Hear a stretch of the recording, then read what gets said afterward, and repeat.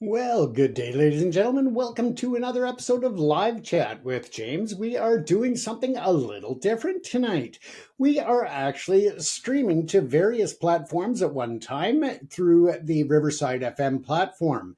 We are doing this because it will allow a new level of interaction, not only with the audience, but also to bring you more when it comes to all of the different stories that we're covering. We can bring you more graphics and more video interaction.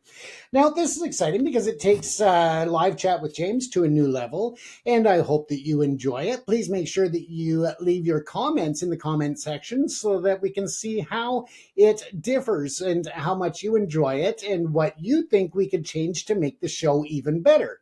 Now, of course, we know that this is an important opportunity for you as our audience to be involved in the show. And that is also to allow more interaction with the program.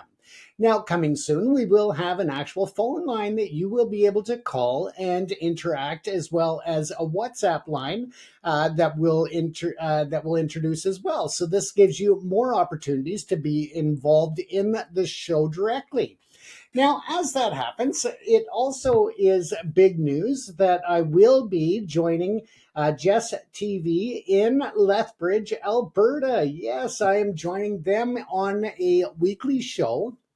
This will start tomorrow night, and it is a live chat show during prime time hours. So we will go live Mountain Standard Time, 8 p.m. every Thursday, and we'll be talking with special guests. We will be talking about news, entertainment, events, sports, and all different things. And really, it's exciting because our first guest coming up later in the week, we're going to have a special episode, and that is because our guest was unable to join tomorrow night, given that he's in Nova Scotia and he is in an area that has off and on internet accessibility. So we are going to do a show either on the 18th or the 20th that will bring in special guest Ron James. Yes, Canadian comedian legend. Yes, Ron James will be joining us on Primetime Live, and that will be taking place again. This show will do a soft launch tomorrow night at 8 p.m. Mountain Standard Time on JESS FM and JESS-TV out of Lethbridge, Alberta.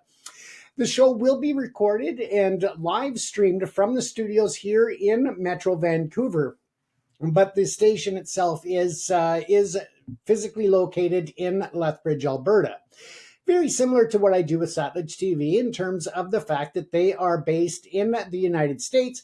My co-host is in London, England, for that show. So again, it's a bit along those lines that I will be coming to you from the ProPix TV studios in Vancouver and bringing you Primetime Live to JESS-TV and JESS FM in Lethbridge, Alberta.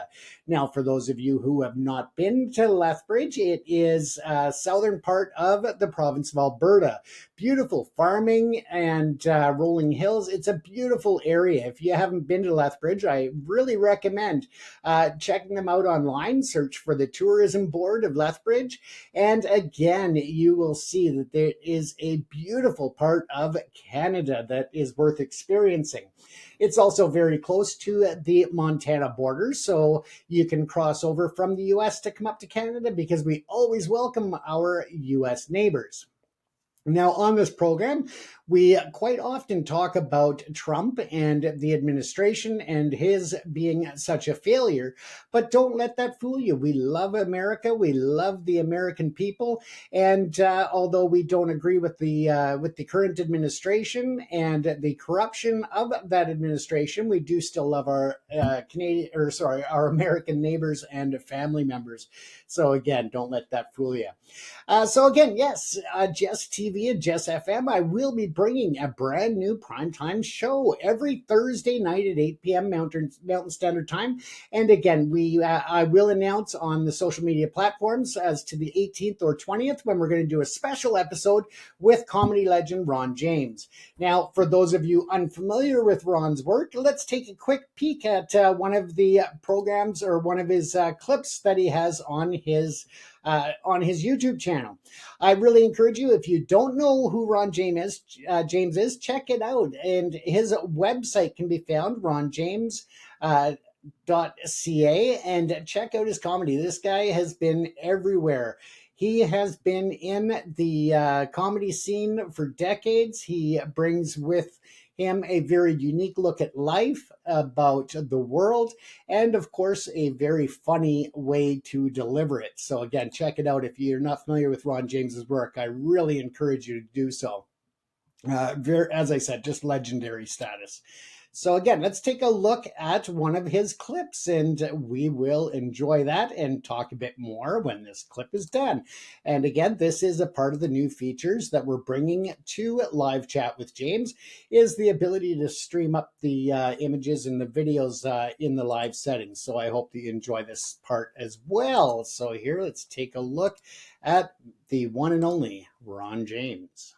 In his first year, Trump's approval rating dipped as low as 33%. This is supposed to be his honeymoon phase. 33%. Syphilis polls higher. But none of this matters to his base, because the rot goes far deeper than this bejeweled, vacuous charlatan they elected, who, when he's not browbeating the needy from his bully pulpit, is barking a bogus promise of salvation to his legions of lost and defiantly blind disciples, all praying for deliverance from their fast food, hate-fueled, boob tube, fake news, marginalized lives of angry alienation. Everyone mesmerized by the myth of American exceptionalism and its attendant infantile magical belief they'll finally get what they've been told they deserve, regardless of living in a nation where their hope has long since been broken, courtesy of a rigged system of casino crony capitalism run by the very kind of creatures who crawl from the swamp the mutant they voted for claimed he'd drain.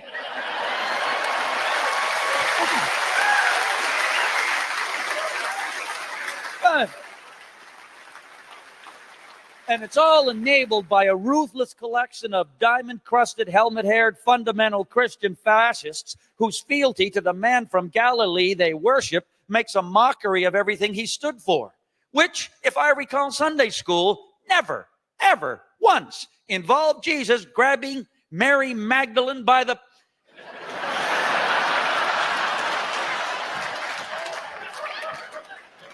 But perhaps I wasn't paying attention.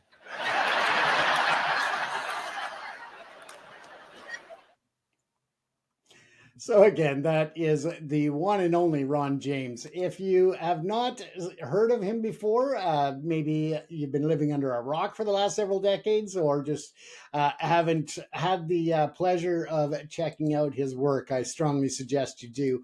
Once again, his website you can find at ronjames.ca, and you can see that on your screen now. He is an author. He is an actor. He is one of the top comedians to come out of Canada. And again, he will be on this show on JESS-TV with me on Primetime Live. So again, looking so forward to having him as the first official guest on Primetime Live. So again, quite the honor to have him on the show. Unfortunately, he couldn't be available for tomorrow night, given his geographical location and the internet service there. So again, we look forward to speaking with him and just really enjoying his perspective on Canada, on the world, and on life in general. So again, the great and amazing Ron James will be on the show later in the week. So excited about that. Some of you may know, and some of you may not, that I've actually been performing stand-up comedy since I was young. And amazingly, the first opportunity I got to tell jokes to strangers in an audience setting was actually the Alan Thicke show. Alan Thicke gave me my first opportunity to tell jokes in front of a live crowd at his talk show, and that was the Alan Thicke show. It was filmed in North Burnaby, well, actually south, the edge in Lougheed area of Burnaby at the old BC-TV studios, which are now Global TV. As a young teenager, we used to go and sit in the audience and watch the live taping of the show.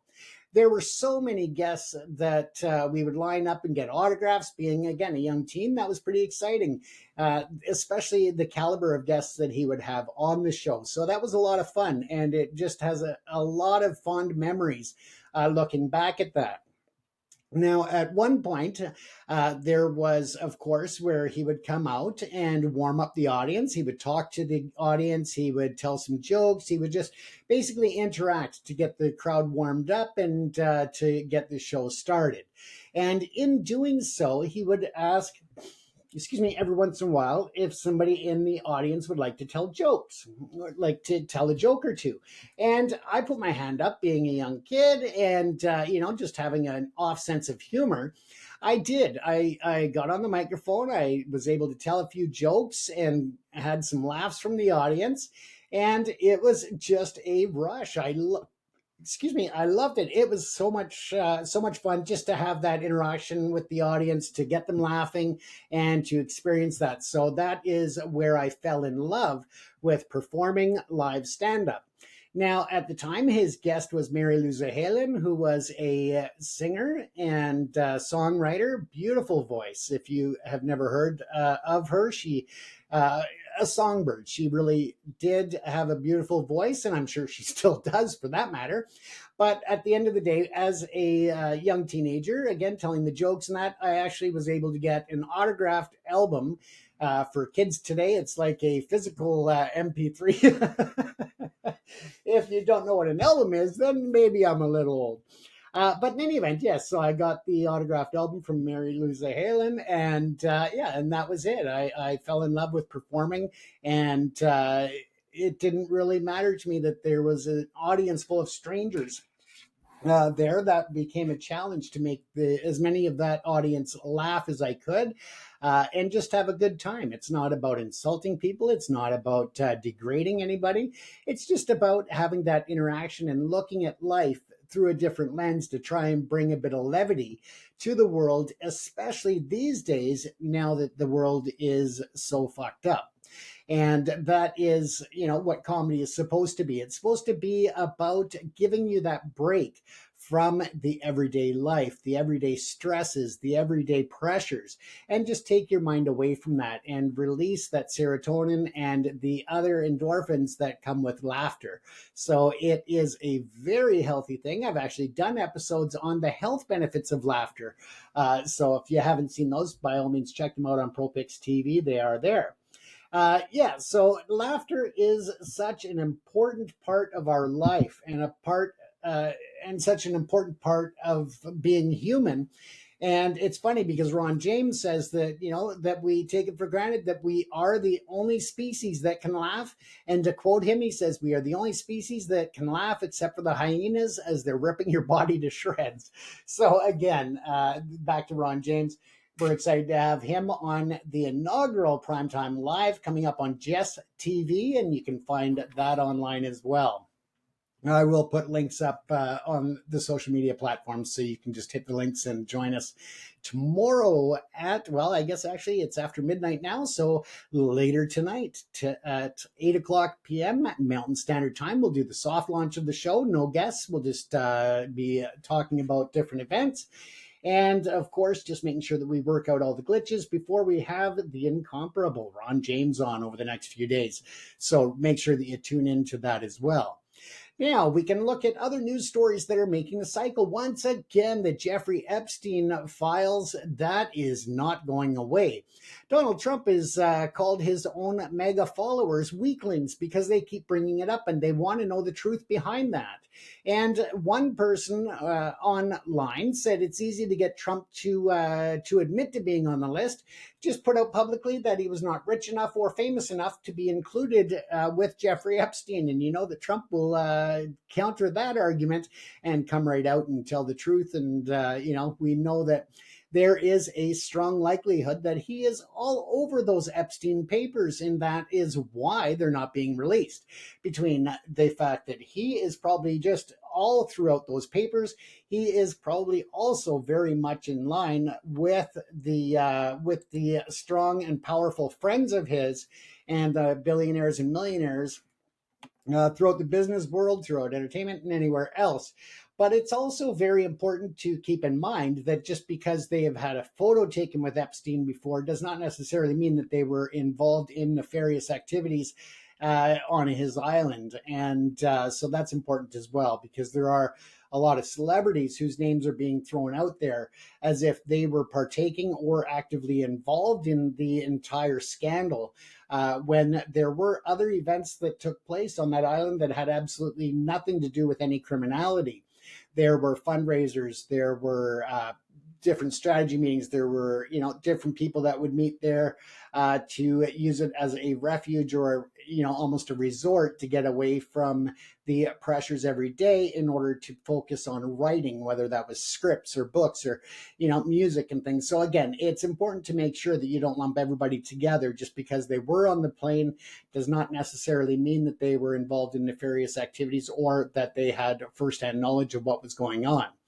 With that, though, I'm careful to say firsthand knowledge, because the rumors apparently throughout Hollywood, throughout the corporate world and the political world, a lot of people knew what was going on, and a lot of those people may have been on the lists of partaking in illegal activities with these young women. And let's go even further and say these young girls, because that is the depravity of the whole Jeffrey Epstein situation. Ghislaine Maxwell, of course, we know that she is serving time. Now the White House is saying that there are no lists, there are no little black books that have names in it. They are stating that it is a non-issue. And if that was the case, of course, we know that Ghislaine Maxwell would not be in prison right now if there was nothing to be seen. We would know that Jeffrey Epstein wouldn't have been in jail if there was nothing there. So we know that there is something there. Where there's smoke, there is fire. And that is the truth. So who exactly is the Trump administration protecting? That is the bigger question. Why is he taking such a defensive stand now, trying to brush it off as a non-issue? Because it is a very big issue, and he knows it. He knows that it could probably cripple his future in business and in politics if the truth gets out. But let's face it, the reality is that people knew about his other cases and his other convictions before he was elected president this term. It is not a secret how disgusting of a man that Trump is, and it's only more surprising by the international population that he was able to fool enough Americans to get elected into office this time. Now, as it goes, of course, we know that he has been convicted of many crimes, and I don't believe that that even is the tip of the iceberg as to the crimes that he has committed throughout his career, not only in the world of tax evasion, the world of corruption, the world of potential, contract rigging. And of course, when it comes to sexual assaults and other cases, I don't believe that there's even a fraction of what he has done that's been exposed. I think there's a lot more to come, and I think even more that will be hidden. Again, if there was no fire behind the smoke, then why was Jeffrey Epstein unalived in his jail cell? Let's face it, I don't believe for a minute that he did that himself. I don't believe it for a minute. And speaking of minutes, as they claim that there is a minute missing off of the tape, and for that minute, it happens every day, but only the Department of Corrections was aware of this. So are you telling me that he just happened to do this to himself within that 1 minute period, that only corrections knew the tape wasn't rolling and that it wasn't being recorded? I don't think so. I think that they used that as an opportunity to quickly do what they had to do, or what they felt they had to do, to Jeffrey Epstein and get out of the camera image in time. So again, I don't believe for a minute that he did that himself. I think that it was at the hands of others, and for very, very obvious reasons, that they were trying to silence him. And I think that only because of how obvious it would be is the reason why Ghislaine Maxwell has not been found in her cell. I do believe that there will be a time where she is quietly excused from the correction system, in other words, released and given a pardon. I think that that will come when things quiet down, and Trump will try to do it in a way that is very silent, so nobody really, knows what's going on. With that said, of course, we know that Trump has his way of diverting attention to other issues when it comes to his actions, whether that was to bomb Iran in order to take the pressure off of the news cycle at home or otherwise. So, again, we know that. And when you look at the truth that comes out of the White House, well, there really isn't a lot of it. And when you look at his press secretary, Bargain Basement Barbie, uh, we know that there is nothing more than, people just speaking what Trump tells them to say, or that really supports Trump's false agenda and his lies. So again, it is just another saga that Trump is turning on his own backers, his own supporters, and calling them weaklings because they want answers, and something that Trump actually went to great lengths to bring up during the entire election process and the campaign, claiming that the files would be released. Now, even if there is not a direct list, as in a notebook, nicely written down people's names and phone numbers, there is, I'm sure, a lot of documentation whereas we could extract names and activities, as well as all of those videos that they claim that they had. And now they're saying that they are going to be sealed for the protection of the witnesses. We know damn well that those tapes could be extrapolated in terms of taking or removing the victims from those tapes, because I do agree that they need to be protected. But again, they could be removed from that, or just take the screen grabs of the individuals included in the tapes that were victimizing these girls. And yeah, it is just a disgusting mess that the U.S. government has created. They need to be accountable to the voters and to the people of the United States. And I would go as far as to say, and to the rest of the world, because as they continue to take part in these cover-ups, these alleged cover-ups that are going on, it again takes away from the credibility and stability that people have really come to trust in the US over decades and centuries. Now it's just being broken down, and people don't see the US as a reliable ally. They don't see the US as an administration that they can trust, that they can count on, and that they can work with. And that is sad, because it's been something that the US government and the US citizens have worked so hard at for, as I said, centuries, to really build up a real trust and respect in the world as a superpower, but also a nation that stood up for the rule of law, a nation that stood up for human rights, a nation that protected those who needed protecting and helped to give a hand up, not a handout, to those who wanted to achieve something in life beyond where they currently were. And so again, it's sad to see where the Trump administration has taken this, and that is just disgusting, in my opinion, anyway. But let's take a look here. So again, coming on tomorrow night or later tonight, being that it's 12:17 a.m., so Thursday nights at 8 p.m. prime time. Yes, we'll be coming on Primetime Live, bringing a new show to Lethbridge, Alberta, and by streaming to the rest of the world. So you'll be able to join over 100,000 other subscribers on on YouTube, and hundreds of thousands that are subscribed on other platforms to JESS-TV, and you'll be able to watch the new show. And again, it is called Primetime Live. We will be talking current events. We'll be talking about all different types of things. We'll be looking at it, of course, with a Canadian perspective, but we will be looking at international stories as well. So that's important to keep in mind. With that said, of course, we know that there have been a lot of things going on in the news and in sports and everywhere else. Now, when it comes to sports, I spent last weekend right through to the end of the weekend covering the Canada Cup. Yes, the international women's softball tournament that took place here in South Surrey, British Columbia, at a facility known as Softball City. Now, on the official opening, of course, we saw politicians come out and other dignitaries from Baseball Canada and other organizations.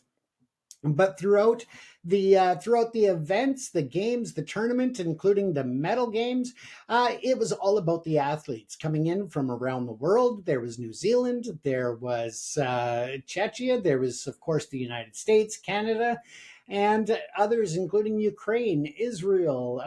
I believe I said New Zealand already, but yes, there were teams from around the world. The Kingdom of the Netherlands came in with a bronze in the finals, followed by Canada with the silver, and they were beat out by the one and only Colorado. Yes, the Triple Crown Colorado took home the gold at this year's Canada Cup baseball tournament, or sorry, softball tournament for women in South Surrey, British Columbia. It was an amazing event. It seemed to go extremely well. The organizers have built up a good level of experience over the last 30 years. And yes, it has been 30 years. It is the anniversary of the Canada Cup this year. So again, it was a very special time to cover it. It was just an amazing experience. I thank everybody there at Softball City and at the Canada Cup administration, media office, everybody, all the volunteers that just came out in droves to ensure the success of the event. So again, I hope that all of the athletes took home a special experience and special memories of the event and really experienced something positive. So again, coming up to JESS-TV in Lethbridge, starting later tonight. Join me for Primetime Live. As we look, there have been other stories in the news. Of course, we know that Russia is continuing their attacks on Ukraine. For those who follow my live sessions or my other news stories, know that I spent some time in Ukraine covering the front lines of the war, as well as the refugee crisis along the border with Poland, and other situations that were happening in the region just after the war broke out. Also documenting some of the war crimes and atrocities that were happening at the hands of Russia. Now, it appears that Donald Trump, and again, we go back to Trump because of the fact that he believes that he is the Putin whisperer, I guess. He has taken extraordinary steps to institute new levies and new tariffs against nations around the world that are supposed to take effect on the 1st of August.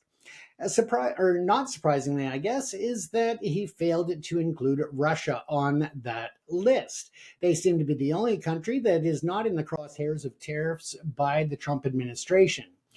Now, Donald Trump has said that he will start implementing very strict restrictions and tariffs against Russia in 50 days if they do not end this war.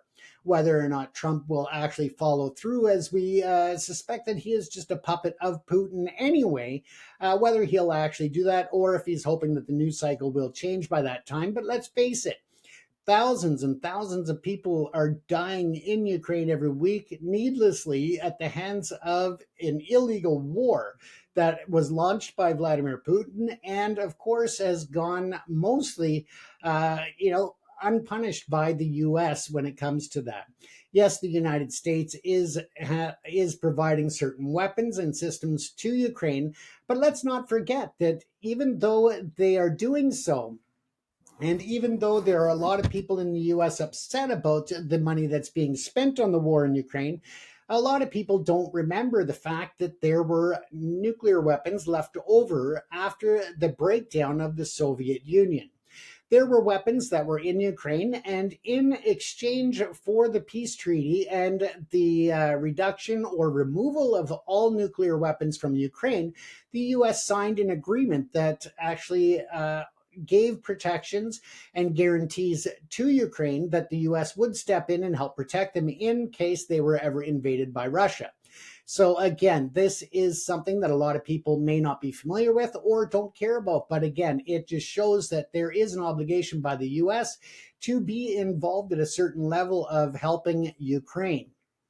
Now, when people talk about how it takes the food out of the mouths of Americans, it's not really the case when you look at the reality of it.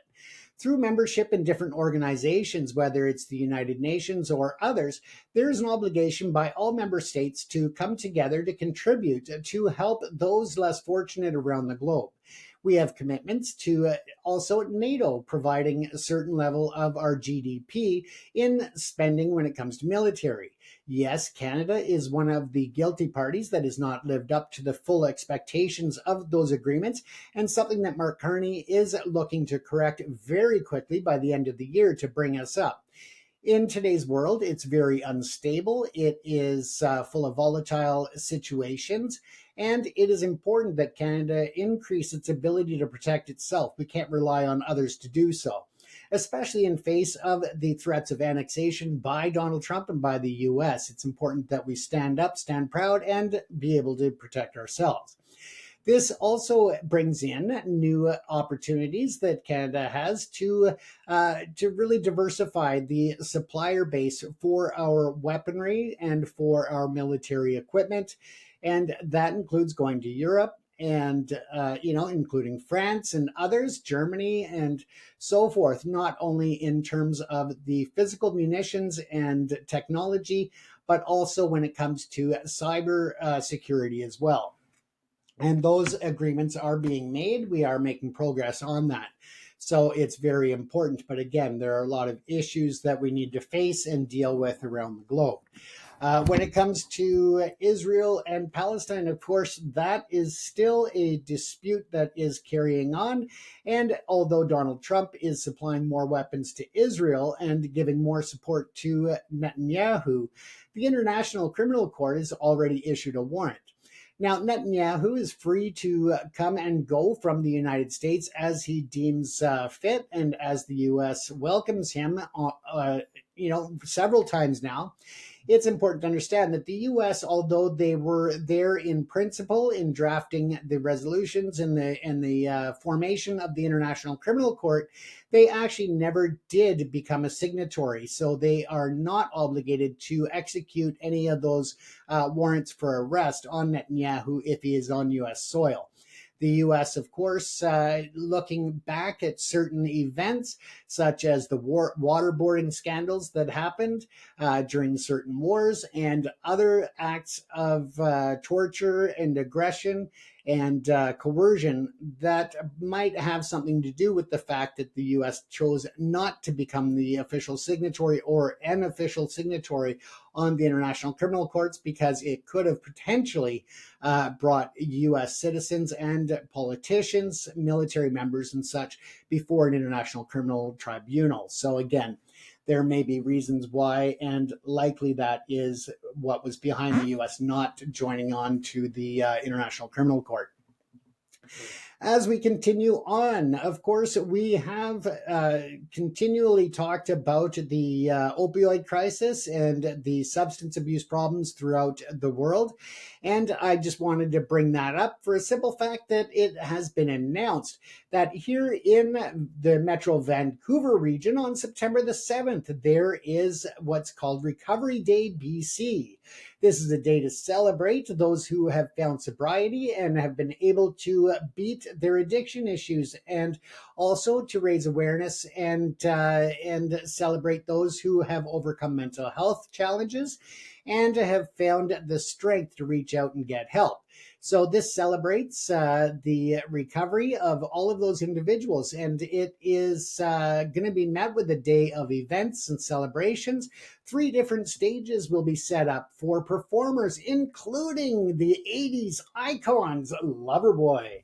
Mike Reno and Loverboy will be featured at the event. They will be performing, and again, that event is absolutely free, so check it out. It's called Recovery Day BC, and again, it's September the 7th in Metro Vancouver.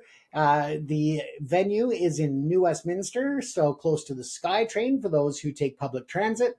And again, it is a free event. It will happen September the 7th. And once again, Loverboy will be performing live. So again, I saw Loverboy a couple of years ago at the Aldergrove Fair Days, and they put on a fantastic show still. It's worth checking out, especially if you might be a little gray like myself and remember great memories to the songs, whether it's Working for the Weekend or any of the others. It's great to see that Mike Reno and the band are still going strong after all these decades.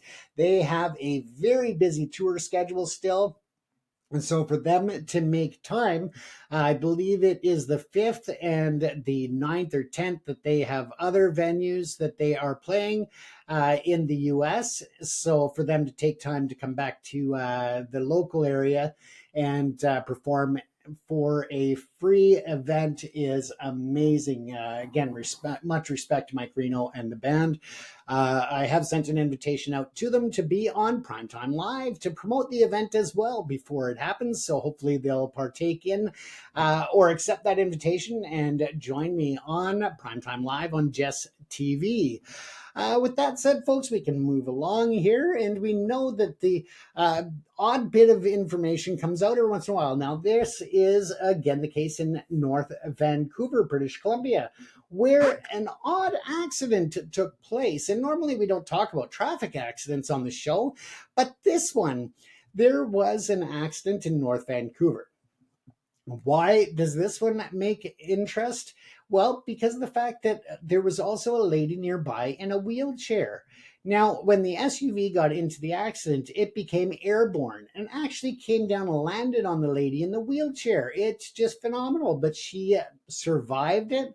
We don't know her condition at this point. We understand that there were 3 people taken to hospital after the accident.